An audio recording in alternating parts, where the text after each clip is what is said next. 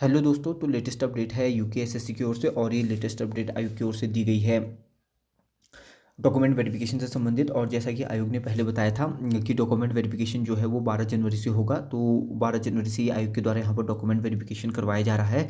और इसमें डेट आयोग के द्वारा दे दी गई है कि 12 जनवरी से जो है डॉक्यूमेंट वेरिफिकेशन किया जाएगा और एक दिन में 50 लोगों का डॉक्यूमेंट वेरिफिकेशन यहाँ पर होगा। और अभी केवल 250 लोगों का ही डॉक्यूमेंट वेरिफिकेशन किया जाना है। और इसके साथ ही जब ये डॉक्यूमेंट वेरिफिकेशन होगा तो इसी के साथ अगली लिस्ट भी आयोग की ओर से जारी कर दी जाएगी और जो है सभी का यहाँ पे डॉक्यूमेंट वेरिफिकेशन करवाया जाएगा। और बाकी जो है अभी आपका डॉक्यूमेंट वेरिफिकेशन होगा, फिर फाइनल लिस्ट आएगी और उसके बाद जो है आपका मेडिकल होगा और फिर आपको ट्रेनिंग के लिए भेज दिया जाएगा। और बाकी जैसा कि आयोग के द्वारा यहाँ पर बताया गया है कि जो इसमें है, आयोग के द्वारा बताया गया है कि आपको निर्धारित तिथि को जो है 9:30 बजे आयोग कार्यालय में उपस्थित होना होगा और आपके पास 6 पासपोर्ट आकार की आपकी फ़ोटो होनी चाहिए। और बाकी इसमें बताया गया है कि जो ऑनलाइन प्रेफरेंस है, तो ये मोस्ट इंपॉर्टेंट चीज़ है यहाँ पर जो आयोग ने बताया है कि ऑनलाइन प्रेफरेंस भरना आपको बहुत ज़रूरी है। और ऑनलाइन प्रेफरेंस के लिए आपको ऑनलाइन यूकेएसएससी की साइट पर जाकर वहाँ पर एक ऑप्शन दिया जाता है कि आप ऑनलाइन प्रेफरेंस भरें। उसमें आप उस पर जब वो आयोग जो लिंक देगा ऑनलाइन प्रेफरेंस का, उस पर क्लिक करेंगे तो उस पर आपको अपना रोल नंबर डालना होगा। और उसके बाद जो है उसमें दो ऑप्शन आएंगे, एक जनपदीय पुलिस का आएगा और एक पीएससी का आएगा। तो उन दोनों को आपको प्रेफरेंस के अनुसार भरना है कि आपको पहले नंबर पर कौन सी पोस्ट चाहिए।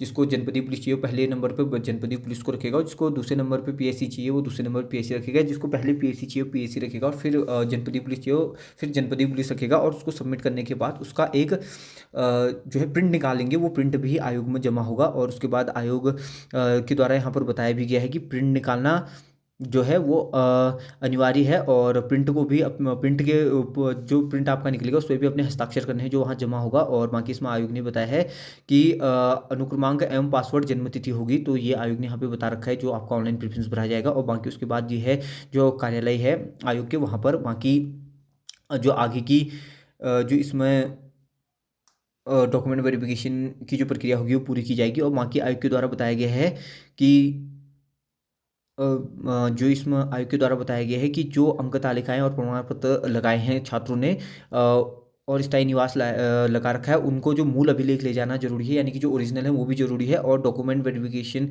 के लिए जो मेन डॉक्यूमेंट है वो भी, और उनकी दो दो फोटो स्टेट की भी वहाँ ज़रूरत होगी। और बाकी यहाँ पर आयोग के द्वारा और भी जो है जानकारी यहाँ पर दी गई है। तो फाइनली जो है अब डीवी शुरू हो रहा है और बाकी यहाँ पर जो है अब डीवी हो जाएगा, उसके बाद मेडिकल होके फिर उसके बाद आपको ट्रेनिंग के लिए भेज दिया जाएगा। और बाकी एक चीज़ यहाँ पे इस बीच में जो बहुत ज़्यादा यहाँ पे हाईलाइट हो रही थी वो थी कि क्या आरक्षित वर्ग के छात्र जिन्होंने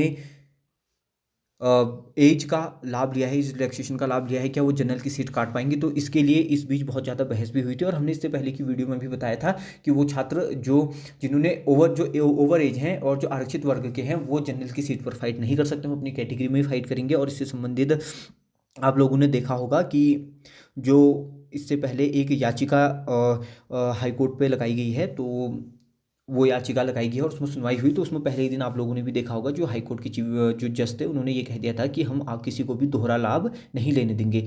और इसके ऊपर सुप्रीम कोर्ट की भी अभी साफ सीधी गाइडलाइन जारी कर दी है कि दोहरा लाभ कोई भी नहीं ले सकता। अगर आपने आरक्षण से संबंधित कोई भी लाभ लिया है तो आपको जनरल सीट पर नहीं लिया जाएगा, अगर आपने दोहरा लाभ आपको नहीं दिया जाएगा। और ये मामला जो था ये कर्नाटका जो हाई कोर्ट का जो फैसला था उसके ऊपर सुनाया था। और काफ़ी लोग अभी जो राजस्थान हाई कोर्ट का फैसला है उसके बारे में बात कर रहे थे कि राजस्थान हाई कोर्ट के फैसले में जो है सुप्रीम कोर्ट ने कहा है कि आरक्षित वर्ग के छात्र ओपन कैटेगरी में फाइट कर सकते हैं। बट वहाँ पर सरकार सुप्रीम कोर्ट ने ये कहा था कि आरक्षित वर्ग का छात्र यदि उसने एज रिलैक्सेशन का या फिर कोई अन्य लाभ नहीं लिया है तो वो जनरल के बराबर अगर नंबर आता है तो उसे जनरल सीट में लिया जा सकता है। लेकिन यदि उसने कोई भी लाभ आरक्षण से संबंधित लिया है, जैसे एज में लिया है तो या अन्य चीज़ों में लिया है, तो उसे जनरल सीट नहीं मिलेगी, उसे अपनी ही कैटेगरी में फाइट करना होगा। तो ये सुप्रीम कोर्ट का डिसीजन था और अभी जो है इस पर भी सुनवाई हाई कोर्ट में चल रही है। अभी देखना होगा क्या होगा। 17 फरवरी जो है अगली डेट हाई कोर्ट में सुनवाई की दे रखी है और तब तक तो डॉक्यूमेंट वेरिफिकेशन इसका जारी रहेगा। और आयोग ने स्टे आयोग से किसी भी प्रकार का स्टे लगाने के लिए हाईकोर्ट ने नहीं कहा है, तो हाईकोर्ट जो आयोग है अब वो अपनी प्रक्रिया जारी रखेगा और बाकी अब डॉक्यूमेंट वेरिफिकेशन यहाँ पर होगा। तो डॉक्यूमेंट वेरिफिकेशन के लिए सभी को शुभकामनाएं, और किसी को अगर यदि कुछ भी पूछना हो तो कमेंट बॉक्स में आप पूछ सकते हैं। और इसी प्रकार के लेटेस्ट अपडेट के साथ बने रहने के लिए हमारे चैनल को लाइक कीजिए, शेयर कीजिए, सब्सक्राइब कीजिए। धन्यवाद।